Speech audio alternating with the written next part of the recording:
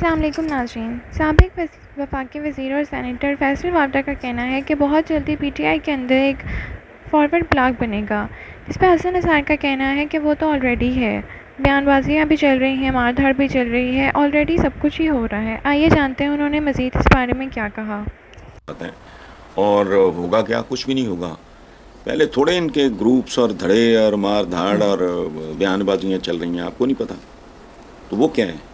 وہ forward block ہو یا backward block ہو, اور اس کی ایک سمپل وجہ ہے, میں آپ کو بتاؤں. ہم بحیثیت قوم کوئی ڈسپلن قوم نہیں ہے. ہمارے اندر کوئی ڈسپلن, کوئی گریس ہے نہیں. ہر کوئی شارٹ کٹ کی تلاش میں ہوتا ہے. گریس کی کمی ہے. ایک دوسرے کے گٹے گوڈے کھینچتے رہتے ہیں, گردنیں پکڑتے رہتے ہیں. تو یہ تو سب کچھ پہلے سے جاری ہے. اچھا, تھوڑا پروسیس اور ایکسیلریٹ ہو جائے گا, گند تھوڑا اور بڑھ جائے گا, زیادہ سے زیادہ یہ ہو سکتا ہے. تو یہ تو کوئی پروڈکشن نہیں ہے, لیکن کسی چیز کی کوئی اہمیت نہیں ہے. ان میں سے کوئی کچھ بھی نہیں ہے.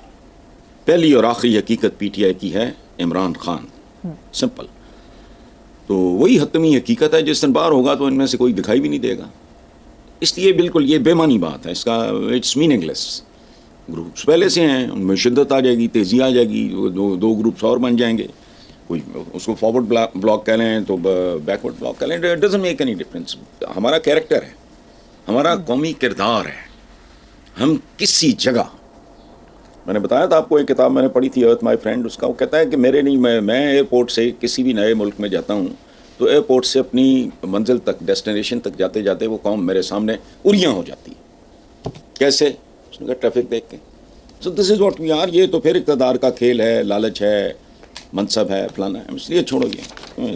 جیسے کہ آپ نے سنا, حسن نثار کا کہنا ہے کہ ہم بحیثیت قوم بہت ہی ڈسپلن قوم ہے. مار دھاڑ, لڑائی جھگڑے, ایک دوسرے کی ٹانگ کھینچنا, یہ سب ہمارے ماحول میں ایک عام سی بات ہو چکی ہے.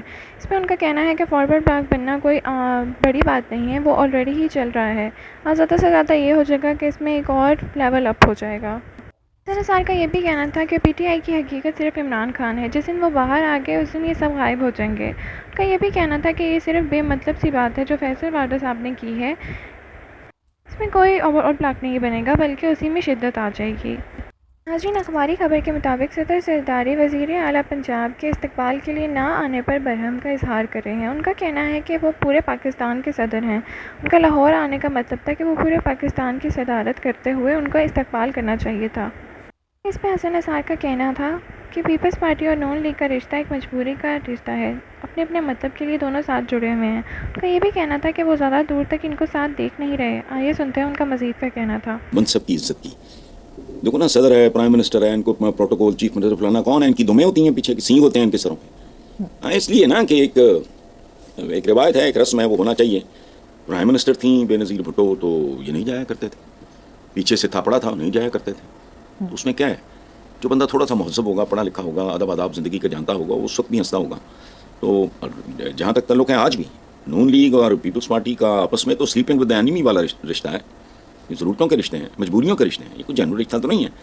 پنجاب میں حصہ نہیں مل رہا پیپلز پارٹی کو, اس کا جو جائز ہے وہ نہیں مل رہا. پی پی پی اور نون لیگ کے اتحاد کو, سچی بات ہے, میں تو زیادہ دور تک جاتا دیکھ نہیں رہا. پی ٹی آئی اگر آج آپ ذرا غور تو کرو, مولانا فضل الرحمان سے ہاتھ ملا سکتی ہے تو کیا تکلیف ہے, زرداری صاحب سے کیوں نہیں. اور میں کہہ رہا ہوں کہ یہ بالکل ان میں کوئی تبدیلی نہیں آئی. 30-40 سال اقتدار کے کھیل میں رہنے کے باوجود انہوں نے ککھ نہیں سیکھا.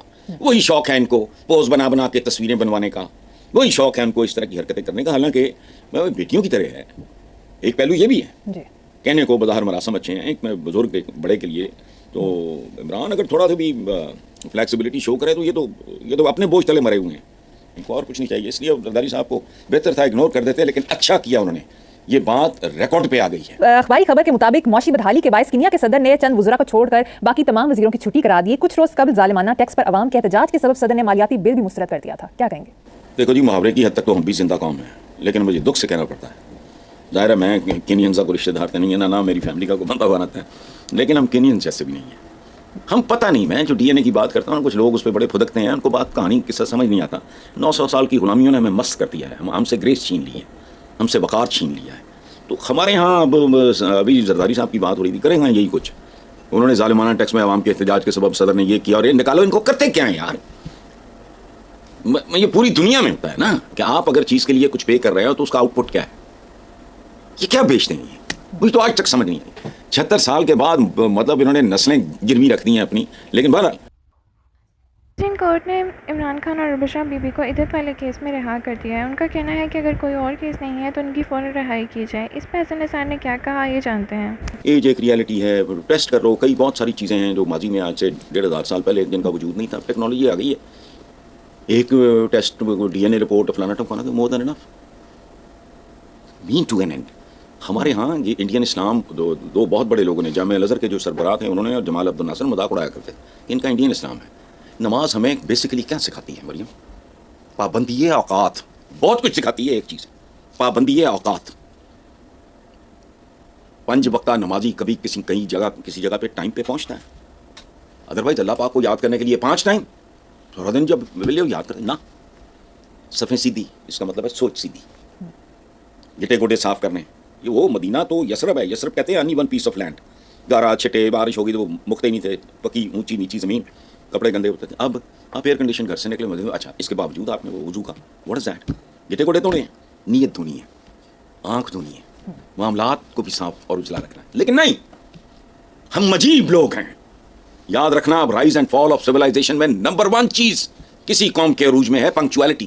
حیرت ہوگی آپ کو. رائز اینڈ فال کے افسانے سب لگ گئے. اور یہ 12-13 سال پہلے میں نے یہ تھیسس پڑھا تھا. کسی بھی قوم کے عروج میں پہلا فیکٹر پابندی اوقات. کام کا ہوش نہیں ہوتا. کام پرائڈ ہونا چاہیے. مذہب ہے میرا، یہ میرے دین کا شہر، ذمہ داری ہے میری، مصوری ہے. میں کام کر رہا ہوں. میرے پاس جتنے اسٹوڈنٹس آتے ہیں، بچے بچیاں، میں ان کو کہتا ہوں بات سنو، مجھے جھاڑو دینے کا جاب دے دو. میری کوشش ہوگی میرے جیسا جھاڑو کوئی نہ. ختم. میں کر سکوں نا